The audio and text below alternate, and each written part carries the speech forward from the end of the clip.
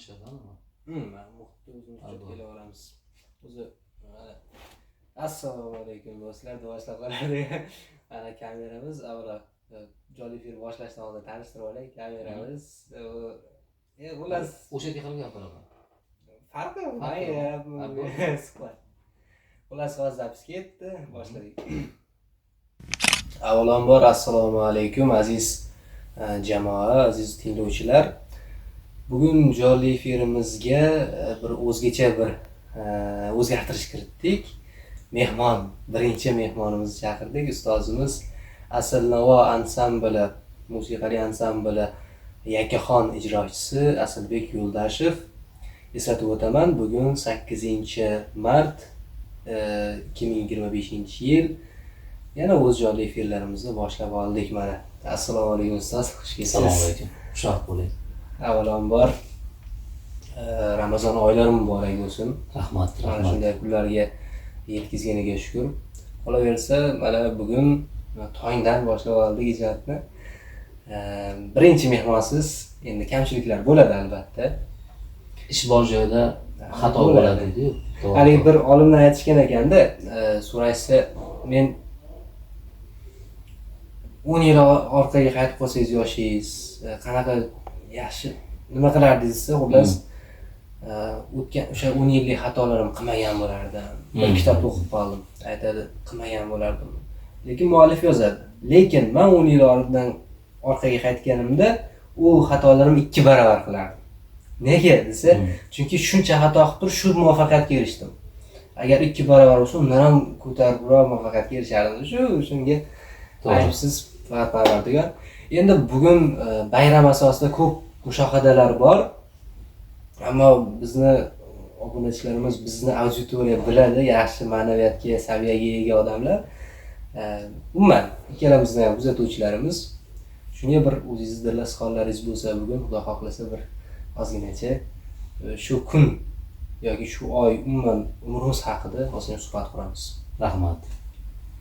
Mani shu radio eshittirishga taklif qilganingiz uchun mingdan-ming rahmat deyman. Chunki har bir inson umr mobaynida faqat yaxshilik qilishlikni o'z maqsadi bilish kerak deb o'ylayman. Chunki nima deganda mana hozir gapirib o'tdingizki, bugun haqiqatdan bu oy juda bir yaxshi oyda turibmiz. Ro'za Ramazon kunlari hammamizga muborak bo'lsin. Oilamizda tinchlik, xotirjamlik. Bu qarang, bu mart oyini boshlanishi ham bir boshqacha yomg'iri bilan boshlanib, mana hozir sekin bahor, yosharish, bahor baribir qanaqadir insonning kayfiyati, ruhiyati ko'tarinki bo'ladiki, qushlarimizni ovozi, bu daraxtlarimizni gullashi, ayollarimizni bir quvnoq bo'lib ochilishi odamga bir fayz beradi. Bu holatni ko'rib siz baribir xonanda bo'lsa, siz masalan radio eshittirishda o'zingizni ovozingizni qilib ko'rib, inson yana ham ijod qilgisi keladi. Chunki hozir mana gapirib o'tdik, Ro'za Ramazon kuni juda yaxshi oyda turibmiz. Shu oy ichida 8-mart. Ayollarimiz juda bir boshqacha ochilib, o'zini bir men bir narsani o'zimcha ta'rifladimda, Usmonjon, o'zimni shiorimda, o'zimni taqlidimda deydimi? Tafakkurimda shu narsani o'yladim. 8-mart qor, yomg'ir yog'ishi, ayollarimiz chehrasini shunda ko'raman. Qovog'ini osib yuradigan ayollarimiz uchun men oldingi safar ham bir boshqa eshittirishimizda shu narsani gapirib o'tdim. Ko'p ayollarimizdan nima keldi bizga? Fikr, mulohazalarni bildirishdi, takliflar bildirishdi. Bu YouTube'da, Instagram'da bu narsa ayollarimizni o'sha men o'ylaymanki, qor, yomg'ir yog'ishi, qovog'ida qor yog'ib turadigan inson ayollarimiz ham bor, qovog'ida yuradigan. Bu ayollarimizga qovoqda yurish yarashmaydi. Ayollarimiz bir xushchaqchaq bo'lib yursa, bu narsa yarashadi. Men aytdimki, qovog'ini osib yuradigan ayollarimiz uchun qish fasli. Qovog'ini ochib bir chehra bilan yuradigan quvnoq ayollarimiz uchun bahor. 8-mart ayollarimizga 8-mart mana bugun bayramingiz muborak bo'lsin deyman. Ayollarimiz bor, biz bor. Ayollarimiz umrlari uzoq bo'lsin.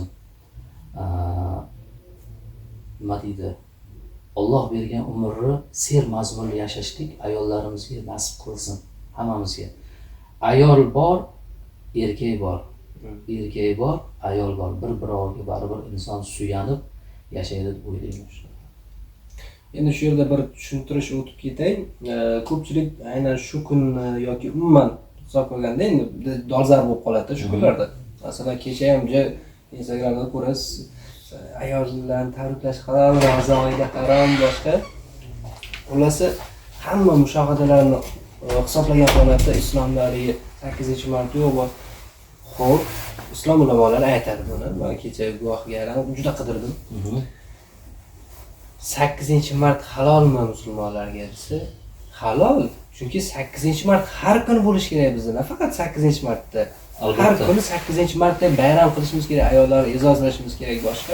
Jangga aytadi, har kuni tabriklashimiz kerak, har kuni kerak bo'lsa, masalan, shunaqa bir samimiy insonlar farzandini ko'raman. Yoki bir hikoyalarda o'qib qolamiz. Menga mahrga nima beray desa, mahrga qo'shib mehr bersangiz bo'ladi deydi.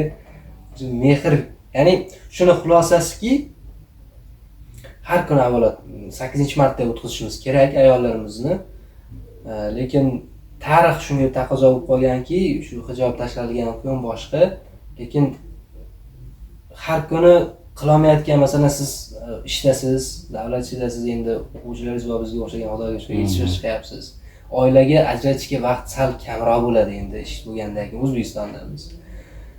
Endi shu qonun kelib chiqibdiki, 8-mart qilish, aytsa 1 yilda bo'ptimi senga bo'sh vaqt, oilang bilan o'tqiz degan ma'noda. U hijob, boshqa diniy tusga kiradigan bo'lsa, u to'g'ri bo'lishi mumkin, faktlar bor.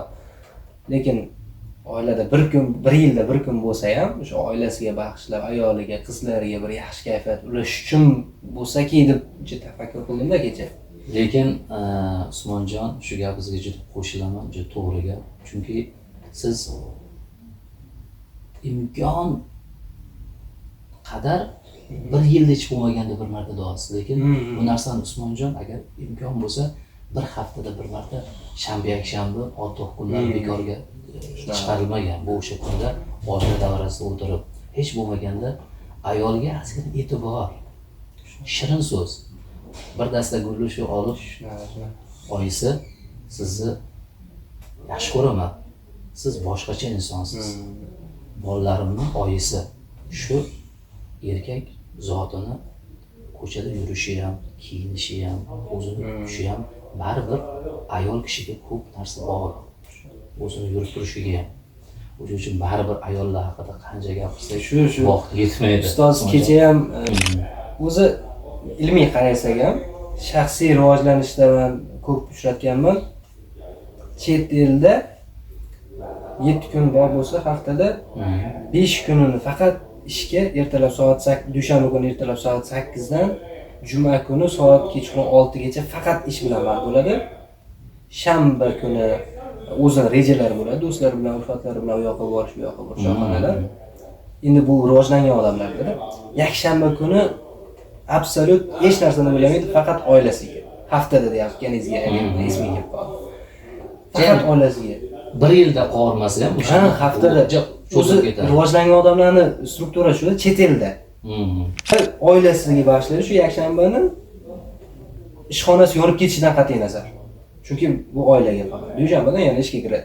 Men O'zbekistonda esa 7 kun 24 soat shu ish bilan bo'lib qolamiz. Shuning uchun balki kechagi bir podkastda eshitib yoki shunga balki baraka kamdir. Alloh alam avvalo. To'g'ri, lekin beradi barakani. Usmonjon baribir sizni shu radio eshittirish nomi nima? Shu juda bir qiziqarli, ko'p jonli efirni insonlar kutadi bu efir. Qanaqadir jonli живой.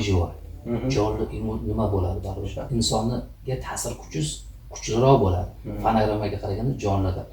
Baribir bir narsani gapiramanda, hozir aytganingizdek, ayollar baribir gulga o'xshaydi. Gulni ham tagiga, shu to'y tagiga ozgina parvarish qilib, vaqtida suvini bermasangiz, u ham so'lib, qurib boshlaydi. Unga ozgina nima kerak? Mehr bersang, mehr topasan deydi. Soziz bilan keldingizmi deb so'radingiz. Aytdimki, bugun sozim bilan kelmadim, lekin baribir jonli shu maqom yo'nalishini bitirgan odam baribir sizdan bir talinka bilan bo'lsa eshitaman dedingiz.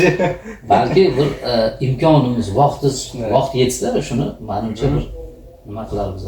Bo'ldi. Unda gap cho'zmaymiz, aylanib ko'rinmasin joyiga kelamiz. Sizdan bir bugungi bayram uchun, ayollarimiz uchun yana bir Assalom O'zbekistonni ko'raverganmiz, bu Assalom O'zbekiston emas, lekin eshitamiz. Rahmat. Usmonjon bo'lmasa, men bir qisqa narsa qo'shiq tayyorlab kelganman. Buni ozgina bir nimasini sayqalib berib, shu narsani aytib beraman. Baribir boshda ancha boy gapirib o'tdik. Onalarimiz sog' bo'lsin, umrlari uzoq bo'lsin. Ayollarimiz mana ko'p to'y hashamlab yuramiz, baribir o'sha to'yda ham fayz beradigan ayollar. Mani ko'proq endi siz o'sha nimada ko'rgansiz. U qo'shiqsiz tasavvur qila olmaysiz-da. Xuddi kelib faqat muloqot bo'lib qolsa ham u qiziqarsiz bo'lib qolishi mumkin. O'sha qo'shiq bilan baribir. Ustoz, unda Xudo xolasa bir ishlaylik. Xo'p bo'ladi. Endi baribir o'sha boya aytganimizdek qo'shig'i onalarimiz haqida 8-mart bugun onajonlarimiz chin yurakdan tabriklayman. Salomat bo'lsin, umrlari uzoq bo'lsin. Ayol borki, baribir olam munavvar. Bekor emas. O'sha uchun instrumentim tashlab keldim lekin. Sozimmi, Usmonjon? Mayli, shunday nima qilib, baribir professional odamga biz uchun nima emas. Vaziyatdan shu gapimizga qo'shilaman. Ko'p o'sha radio ko'rsatuvda men sizni kuzataman, o'sha vaziyatdan to'g'ri chiqish ham bu ham bir san'at. Har kimga nasib qilmaydi. Alloh suygan insonga san'at beradi. O'shaning uchun men o'ylaymanki, san'atga oshno qalblar ko'paysin. O'zbekistonimizga ko'z tegmasin. Ko'proq aytganingizdek, siz taklif qilsangiz, biz kelaversak, yana ham ochilaveradi. Manfaatli bo'ladi bizga. Bo'lmasa Usmonjon o'sha ona haqida tayyorlab kelgan qo'shig'imizni bir aytib beraman. Jonli. Endi ayollarimizga menimcha ma'qul kelsa xursand bo'laman. Bo'lay desang jannati, Parvardigor hurmati, Muhammadning ummati, onajoning rozi qil. Muhammadning ummati, onajoning rozi qil. Tik qarama ko'ziga, itoat et so'ziga, qullik qilgil o'ziga, onajoning rozi qil, volidangni rozi qil. Tik qarama ko'ziga, onajoning rozi qil, volidangni rozi qil. Yashang, joningiz sog' bo'lsin. Rahmat. Ovozingizga ko'z tegmasin, omadingizni beraversin. Rahmat. Hatto eng toshbag'ir ko'ngillarni ham yumshatib yuboradigan sadolar bu ona haqidagi kuylar hisoblanadi. Albatta. bekorga Sardor Rahimxonning qo'shig'ida Ha, vahshiy inson ham dod faryod qilib yig'larkan olamdan o'tsa onasi demaydi-yu. Ona mavzusiga juda ko'p mavzular bor, hatto bir umr yetmaydi. to'g'ri.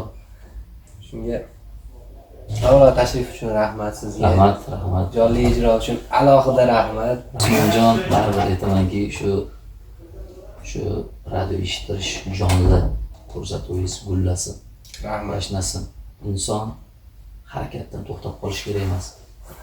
Baribir Alloh aytayapti, sandan harakat, mendan barakat. To'xtamasangiz, Xudo xohlasa, hamohanglikda billa ishlasak, Xudo xohlasa yaxshi bo'ladi.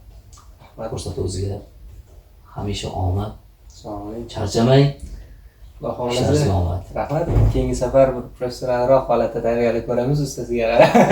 Rahmat. Ustoz, Sog' bo'ling, charchamang. Sizlar kuzatishda davom etinglar. Rahmat. Rahmat.